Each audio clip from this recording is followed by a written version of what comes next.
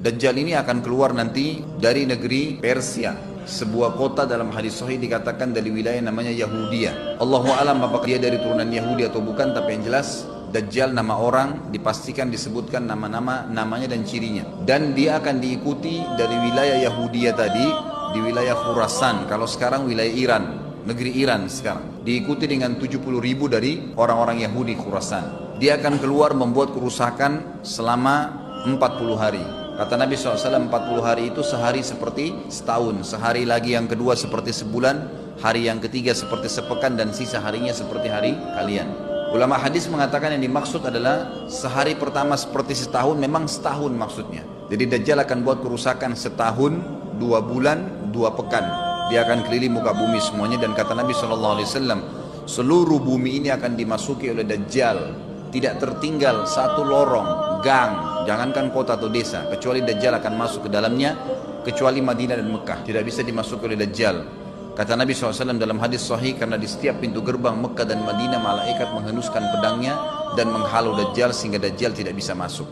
Ciri-ciri Dajjal disebutkan dalam banyak hadis yang sahih adalah mata kanannya yang paling pertama rusak seperti anggur kering. Kata Nabi SAW dalam hadis sahih, ketahuilah Dajjal buta mata kanannya dan Tuhan kalian tidak buta, karena dia akan mengaku sebagai Tuhan. Bagaimana bisa orang mau mengikuti dia? Karena dia diberikan kelebihan sama Allah SWT. Dalam hadis sahih juga disebutkan kalau dia masuk ke dalam sebuah tempat, lokasi, wilayah, dan dia mengaku sebagai Tuhan, orang-orang ikutin, maka wilayahnya jadi subur, peternakannya jadi banyak, hujan turun dari langit, tanaman-tanaman mereka jadi subur. Memang fitnah, Allah turunkan tanda-tanda hari kiamat. Kalau wilayah itu tidak beriman kepada dia sebagai Tuhan, maka jadi kering, tandus, cobaan dari Allah Subhanahu wa taala. Makanya kata Nabi SAW disebutkan cirinya Dajjal mata kanannya rusak dan seperti anggur yang rusak. Kemudian dia orangnya memiliki kulit yang kehitam-hitaman serta memiliki dahi yang lebar.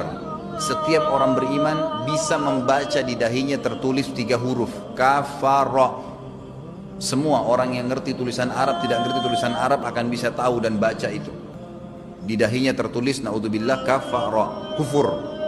Semua orang muslim, orang beriman bisa baca itu. Rambutnya keriting dan orangnya tinggi besar.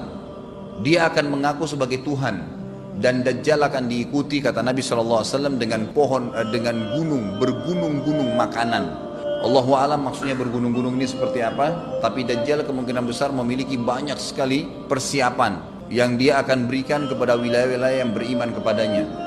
Kata Nabi SAW, kalau kalian dengar Dajjal keluar di satu lokasi, maka menghindarlah. Walaupun kalian harus lari ke gunung, tapi kalau seseorang di antara kalian bertemu dengannya, maka kokohkanlah, artinya kuatkanlah iman kalian walaupun kalian harus dibunuh.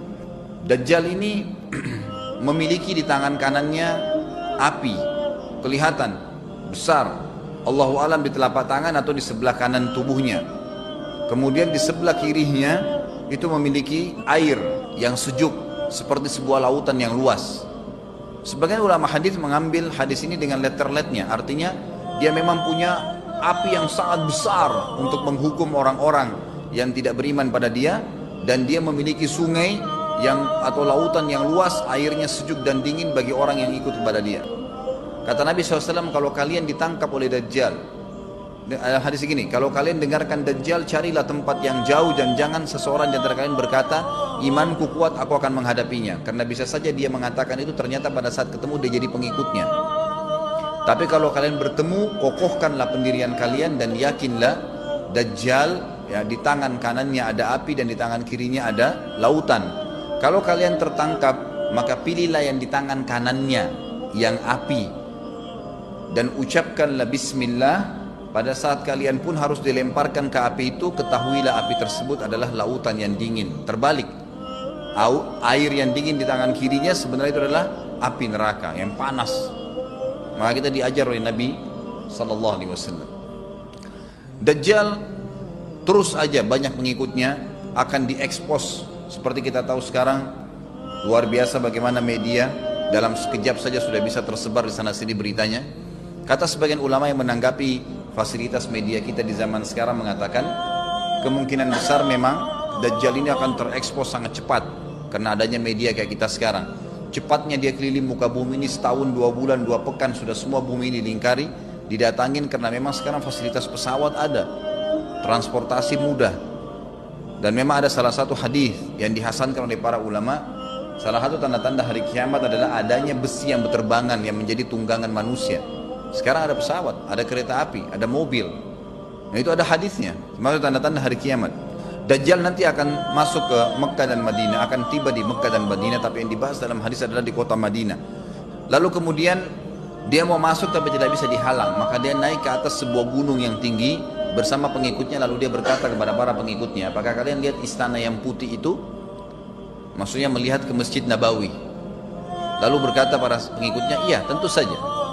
Lalu berkatalah, ya, Dajjal itu adalah istananya Muhammad, tidak bisa dia masuk ke dalam.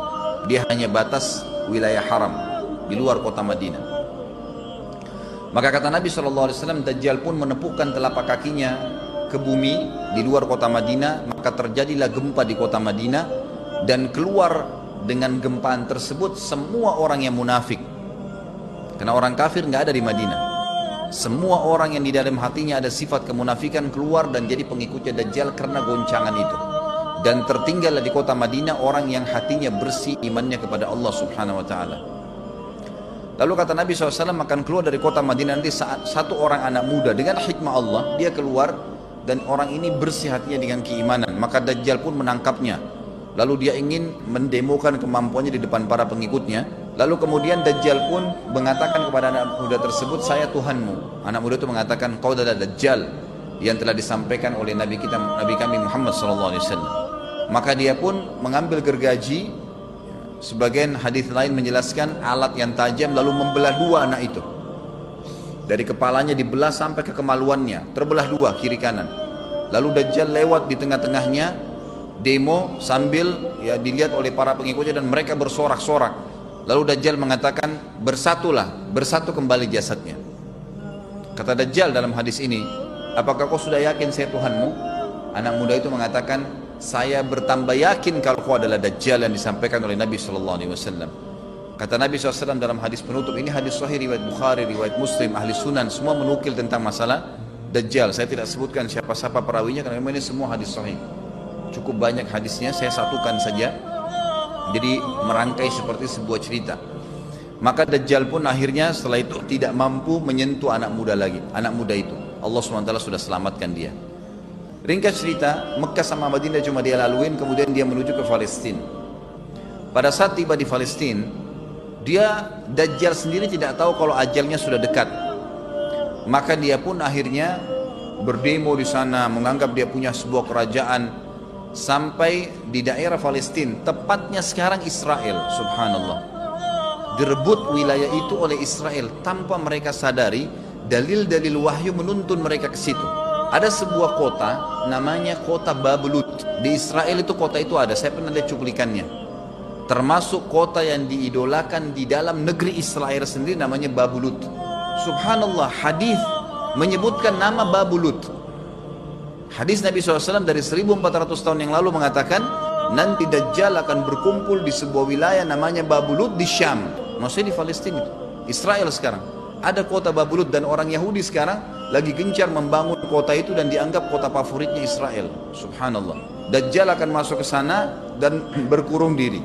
Pada saat dia tiba di Palestina, waktu yang bersamaan di kota Madinah berkecamuk. Kaum muslimin sepakat semua keluar untuk mengejar Dajjal dan membunuhnya. Keluar dari kota Madinah satu orang yang namanya seperti namanya Nabi Muhammad SAW, Muhammad bin Abdullah, dan dia dari turunan Nabi SAW juga. Kata Nabi SAW akan keluar nanti ya, seseorang dari kota Madinah, dari keturunanku yang namanya seperti namaku, Muhammad bin Abdullah. Juga sama posternya, parasnya seperti aku. Sama dengan Nabi SAW, persis alisnya, rambutnya, kulitnya dari turunan Nabi SAW, tapi dari asli kota Madinah. Sebagian ulama hadis mengatakan dari turunan Hasan radhiyallahu anhum ajmain. Intinya kata Nabi SAW akan keluar nanti dari kota Madinah, tapi akhlaknya bukan seperti akhlakku.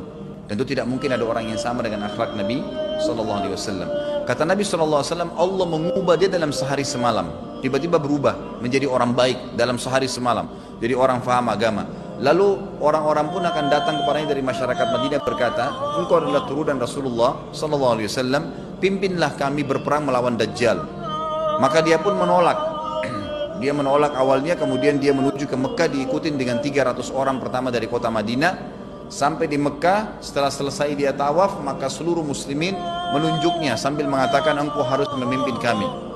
Dan orang ini punya julukan Mahdi, dikenal dengan Imam Mahdi. Inilah tanda-tanda kiamat yang kedua.